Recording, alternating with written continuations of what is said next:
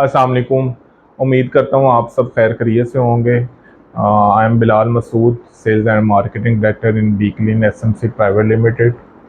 Basically मैं बड़ी कोशिश कर रहा था है कि इस फील्ड को बेहतर से बेहतर किया जाए जी, सेल्स एंड मार्केटिंग को। लेकिन अनफॉर्चुनेटली करना क्या है जी, हमारे साथ अपने साथ ही मतलब कुछ इस तरीके के वाक़यात हो जाते हैं। तो हम क्या कर सकते हैं। सेल्स एंड मार्केटिंग को अगर हम देखें तो ये डे बाय डे क्या दलदल में हम उसमें फंस चुके हैं, जिसमें से मेरे ख्याल से निकलना नामुमकिन सा काम है। जब तक हम इसमें एफर्ट नहीं करेंगे, लोगों को हाईलाइट नहीं करेंगे है, तब तक मेरे ख्याल से कुछ भी नहीं हो सकता। डिस्ट्रीब्यूटर्स हैं वो एतबार करने के लिए तैयार ही नहीं है जी कंपनीज के ऊपर, और कंपनीज एतबार करने के लिए नहीं है अपने डिस्ट्रीब्यूटर्स पे और नुमाइंदों के ऊपर। अभी एक रिसेंटली मेरे साथ वाकया हुआ है, वो आपसे मैं डिस्कस करता हूँ, फिर उसका मुझे कमेंट्स में बताइएगा कि हमें क्या करना चाहिए। आपकी राय बड़ी ज़रूरी है।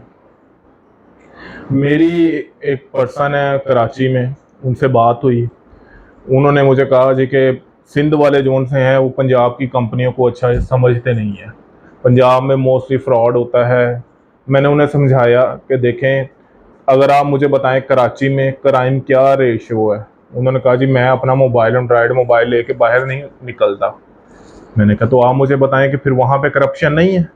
अच्छे बुरे लोग हर जगह पे हैं, ख्वाह वो लाहौर हो, ख्वाह वो फैसलाबाद हो, ख्वाह वो कराची हो, ख्वाह वो सरगोदा हो, कोई भी पाकिस्तान का शहर है, अच्छे बुरे लोग जो से हैं पूरी दुनिया में है। हम किसी को एक गंदे बंदे की वजह से हर बंदे को गंदा नहीं कह सकते। जो अच्छे पर्सन है उनके ऊपर डिफरेंट किस्म के एलिगेशन लगा के हम खराब करने की कोशिश करते हैं जी। उनकी ईमानदारी पे हम इशू हमें होता है कि वो क्यों इतनी जल्दी ग्रो कर रहे हैं, उन्हें अल्लाह ताला ने क्यों इतना ज्यादा नवाज दिया है। तो बेसिकली इशू यही है कि अगर किसी को कम एज में अल्लाह पाक इज्जत दे देता है, वो पंजाबी की एक मिसाल है ना, वो कहते हैं कि मतलब कोई बंदा वध रहा होए ना तो ਉਹਨੂੰ ਸਾਡੇ लोग कहते हैं है कि ਉਹਨੂੰ खिंच के थल्ले कितना सिटना है। तो बेसिकली ये नहीं होना चाहिए है, अप्रिशिएट करना चाहिए ताकि वो आपके लिए भी कुछ कर सके। लेकिन ऐसा हो नहीं रहा। मैं फिर बात पे अपनी वहां से कंटिन्यू करूंगा कि कराची में एक पर्सन है जी, उनका मेरे साथ कॉन्टेक्ट हुआ पहले कोई 5-6 माह बाद पहले। मैंने उनसे कहा जी कि भाई हम यहाँ पे काम नहीं करना चाहते, हमारी कंपनी काम नहीं करना चाहती है, क्योंकि हमारे पास वो प्रोडक्शन की इतनी नहीं है कि हम कराची को सर्व कर सकें। फिर उनका मुझे अभी कुछ 1 माह पहले फिर कॉन्टैक्ट हुआ। मैंने कहा जी चलें जी ठीक है, अभी हम आपके साथ काम करते हैं, अब हमने अपनी प्रोडक्शन को भी बढ़ाया है और सारे मामला भी हमारे ठीक हैं, हम आपके साथ काम करते हैं। उन्होंने कहा जी ठीक है, मेरे पास डिस्ट्रीब्यूटर रेडी है, मैं काम करना चाहता हूँ, एग्रीमेंट करते हैं। मैंने उन्हें एग्रीमेंट किया, सारा कुछ करके उन्हें मैंने भिजवाया, उन्होंने एग्रीमेंट साइन करके मुझे सेंड किया है। उसके ऊपर डिस्ट्रीब्यूटर का जो नंबर था वो भी गलत मेंशन था है, डिस्ट्रीब्यूटर की आईडी कार्ड की कॉपी थी, वो मुझे नहीं पता वो फेक है या नहीं है, वो भी इंशाल्लाह हम वेरीफाई कर रहे हैं, वो भी हो जाएगी। अब लास्ट वीक की बात है, हमने उन्हें फैसलाबाद में बुलाया, मेरे पास आए हैं घर में, उन्होंने मेरे पास रहाइश की है। वो कहते हैं जी मैंने आपका सेटअप देना है। हमने उन्हें अपने जो हमारे सुपर सोल हैं उनसे मुलाकात करवाई, पूरे अच्छे तरीके से उनका एहतमाम किया, इज्जत की, उन्हें बड़ा खुश करके भेजने की कोशिश की है कि आप जाएं हैं, जाकर अपने डिस्ट्रीब्यूटर से बात करें और पेमेंट करवाएं। लेकिन हमें नहीं पता था कि वो बंदा जी डबल माइंड बना के आया हुआ है। वो माशाल्लाह से जी 50+ ईयर का बंदा हो। पाकिस्तान में कितनी एज की लिमिट चल रही है मैक्सिमम, अल्लाह ताला सबको लंबी लंबी जिंदगियां दे है, 50 है, 60 65 70, ये हमारी जिंदगी है। क्या हम मुसलमान है, क्या कल को हमने मरना नहीं है, अल्लाह ताला को मुंह नहीं दिखाना? क्या सिर्फ यहाँ पे पैसा ही सारा कुछ है, सिर्फ करप्शन ही है सारी चीजें? मैंने उन्हें 20,000 रुपया एडवांस में भेजा, मैंने कहा चलें ये लें आप पैसे पकड़े, आप आ जाए हैं। मैंने उन्होंने जी शुक्र है कि मतलब पहले वो 2 दिन तो आए नहीं है, फिर उन्होंने कहा जी मैं आता हूँ। मंडे को मेरे पास आए हैं, लास्ट मंडे के मेरे पास आए हैं। मंडे की नाइट मेरे पास स्टे किया है, ट्यूसडे को वो यहाँ से सुबह 6 बजे निकले हैं। सुबह 6 बजे जी वो कह रहे जी मैं वापस जा रहा हूँ कराची, हालांकि सुबह 6 बजे कोई ट्रेन ही नहीं जाती, मैंने वेरीफाई करवाया। वो भाई साहब गए हैं जी 6 बजे कोई सरगोदा, सरगोदा में आई डोंट नो, मुझे नहीं पता कि वो किसके पास गए हैं, क्या मामला तो हुए हैं। उसके बाद वो ना ही वो अब वहां पे जाकर मुझे स्टोरी सुना रहे हैं जी मेरा डिस्ट्रीब्यूटर बड़ा अच्छा था, बड़ा बिजनेस था उसका, वो अब 2 दिन से बंदा गायब हो गया जी।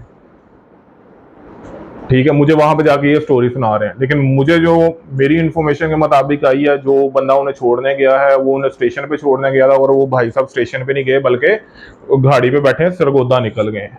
अब उन्हें मैं कॉल कर रहा हूँ है या मैसेजेस कर रहा हूँ है, तो वो मेरे ना मैसेजेस का रिप्लाई कर रहे हैं और ना ही मेरी कॉल अटेंड कर रहे हैं। कल मैंने अननोन नंबर से उन्हें मैंने फ़ोन किया तो उन्होंने जी फ़ोन अटेंड कर लिया है।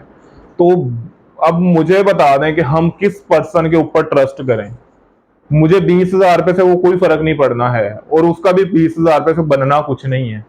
लेकिन बात है करप्शन की, बात है इन चीजों को खत्म करने की कि हमने कैसे करना है। अब आप मुझे बताएं कि कल को मेरे साथ कोई एक पर्सन है जो डिजर्व भी होगा, जिसके पास सारा कुछ भी होगा, क्या मैं उसे उस पर ट्रस्ट करूंगा?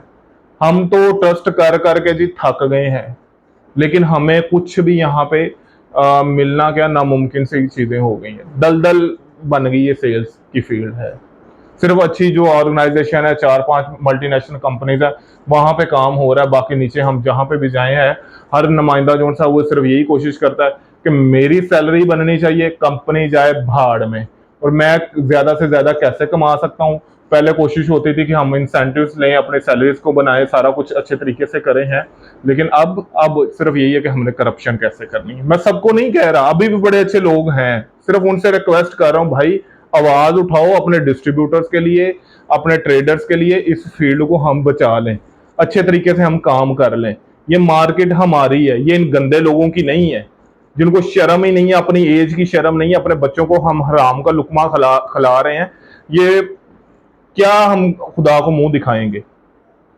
तो बराए मेहरबानी सब सेल्स पर्सन से यही रिक्वेस्ट है कि भाईजान अपनी चीज़ों को बेहतर करें। ये जो मार्केट में गंदे अंडे हैं, जो 50 साल में भी जाके वेले फिर रहे हैं, उनके पीछे फिर सिर्फ यही रीजंस हैं कि वो कहीं ना कहीं से निकाले जाते हैं, कहीं जहाँ पे करप्शन करते हैं, बाद में दोबारा चांसेस नहीं मिलते। हम ये नहीं कहते हैं कि भाई पंजाब गंदा है, पंजाब गंदा नहीं है, वो लोग गंदे हैं। और सिंध भी गंदा नहीं है, सिंध की भी कंपनीज बहुत अच्छी हैं, सारा कुछ बड़े अच्छे तरीके से चल रहा है, लेकिन चलाने वाले होने चाहिए। जब तक ये चेन ठीक नहीं होगी, कंपनीज ठीक नहीं होंगी, डिस्ट्रीब्यूटर्स ठीक नहीं होंगे, नुमाइंदे ठीक नहीं होंगे, बेसिकली सारा रोल जो है वो नुमाइंदे का है। अगर नुमाइंदा ठीक है तो आपका डिस्ट्रीब्यूटर भी ठीक है, और आपकी कंपनी भी ठीक है। अगर ये दोनों चीज़ें खराब हैं तो फिर कोई मामला ठीक नहीं चल सकते। तो बराए मेहरबानी आपसे एक रिक्वेस्ट है, इस चैनल को जो है सब्सक्राइब करें, शेयर करें, मेरी आवाज़ को लोगों तक पहुंचाएं हैं, ताकि हम अच्छी ऑर्गेनाइजेशंस के साथ काम करें। पाकिस्तान ऑलरेडी क्राइसिस में, आपको हर चीज़ का आइडिया है। न्यू वाली कंपनीज हैं, उनके ऊपर कोई ट्रस्ट नहीं करता। हम ये बात करते हैं जी COD दे दें, कैश ऑन डिलीवरी दे दें, भाई कैसे दे दें? वहां पे जाओ, वहां पे स्टॉक्स जाते हैं, दोबारा पेमेंट्स नहीं मिलती हैं, आज उतार देते हैं 15, आपको पता फ्रेड कितना महंगा है। ये सारी चीज़ें जो सी हैं, इनको देखें, सोचें, और इसको किस तरीके से हमने बेहतर करना है, और जो इसमें गंदी मछलियाँ इस फील्ड में हैं उनको हाईलाइट करें, ताकि इनको हम इस फील्ड को बचा लें। यही एक फील्ड है जिसकी वजह से सारी कंपनीज चल रही है जी। सेल्स ही एक ऐसी वाहद फील्ड है, आप जो हर ऑर्गेनाइजेशन की बैकबोन है। ओके जी, अल्लाह हाफिज।